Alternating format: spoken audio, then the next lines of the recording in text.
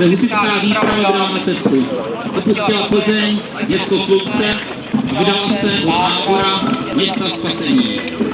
Když netušili, královští hejtmané nebudou se cítit zavázáni slovem, které dali kacířům.